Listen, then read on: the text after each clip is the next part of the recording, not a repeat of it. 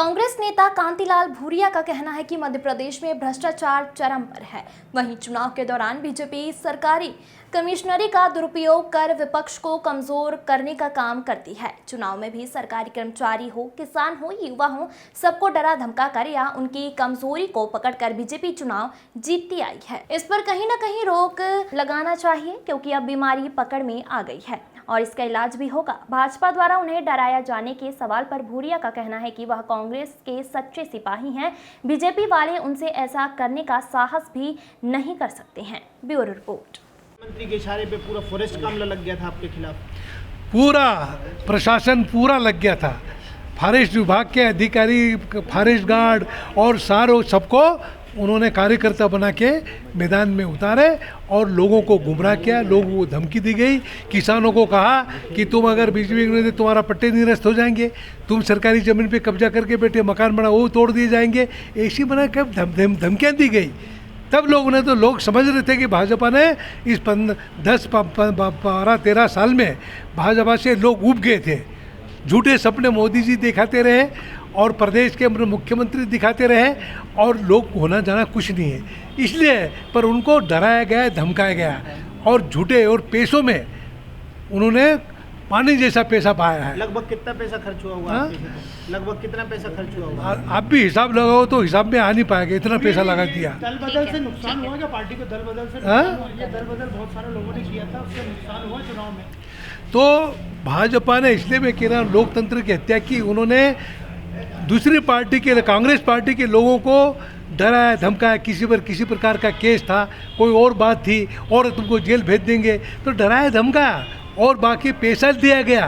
पैसे दे के सब सारा, जैसे आपने पहले सिंधिया जी 25 विधायक को ले गए थे ना, पैसा सबको दिया। ठीक है। 10 करोड़, 20 करोड़, 25 करोड़ रुपए दे के सारी सरकार गिराई। तो ऐसा, ये तो अपना पैसों का, आराम का जो पैसा आ रहा है, योजना को जो पैसा था गरीबों के लिए, नौजवानों के लिए, महिलाओं के लिए, किसानों के लिए, वो पैसा था, वो सब सारा उन्होंने राजनीति में और खरीद फरोख्त में पैसा लगाया। पर आज प्रदेश की स्थिति बड़ी खराब है। अभी रामनिवास जी गए हैं, निर्मला सप्रे गई, इन्हें भी कुछ पैसे मिले हैं। रामनिवास को भी डराया, धमकाया गया।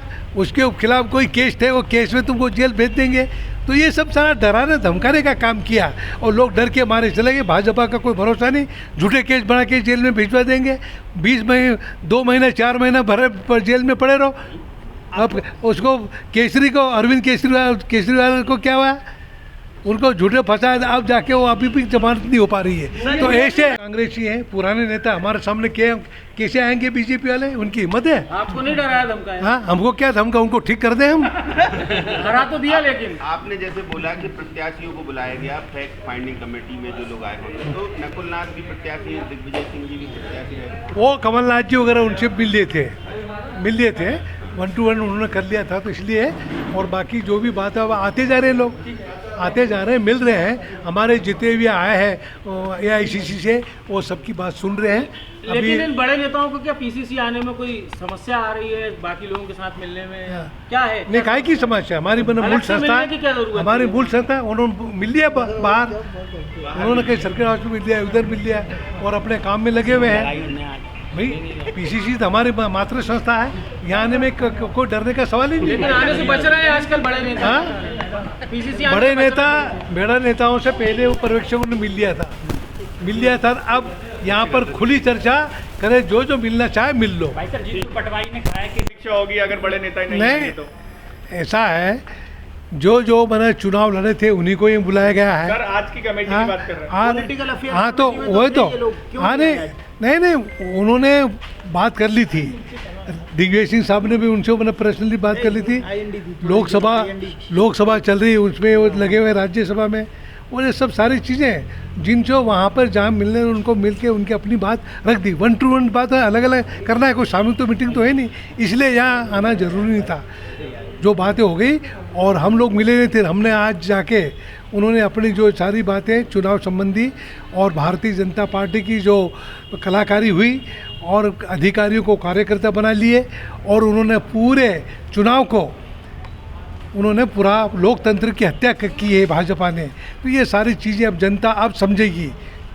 जीतू पटवारी जी कह रहे हैं कि बीमारी हमें पकड़ में आ गई है। अब नेता आपके आधे आ नहीं रहे हैं, बीमारी कहाँ से पकड़ में आ गई है वो कह रहे हैं, हम इलाज करेंगे। सब सारे बातें अलग अलग जो घटनाएं घटी है, जो अपना भाजपा ने लोकतंत्र की बना हत्या करने का जो प्रयास किया, वो सारी चीज़ें आई है। इसलिए जीतू पटवारी ने कहा होगा कि सारी चीज़ें सामने आई है, अब उस बात को भी हम लोग ऊपर उठाएंगे और अंदर हाउस के अंदर भी उठाएंगे। आप सर रतलाम में वन सवाल ये है कि जिस तरीके से बीजेपी हाँ, तो सब ये सब सारी चीज़ें बीमारी के आप पता चल गया, अब इलाज करेंगे। नहीं, जीतू पटवारी बीमारी आपको नहीं लगते? हाँ, क्योंकि हार की बाद में जिम्मेदारी देते पूरे प्रदेश में। हाँ, तो जो बातें अब आ रही है पर्यवेक्षकों के सामने है, वो सब उसके बाद सारा फैसला होगा। वो बीमारी कौन सी है, कहाँ है, सब ढूंढ रहे हैं और बीमारी का इलाज भी करेंगे। धन्यवाद।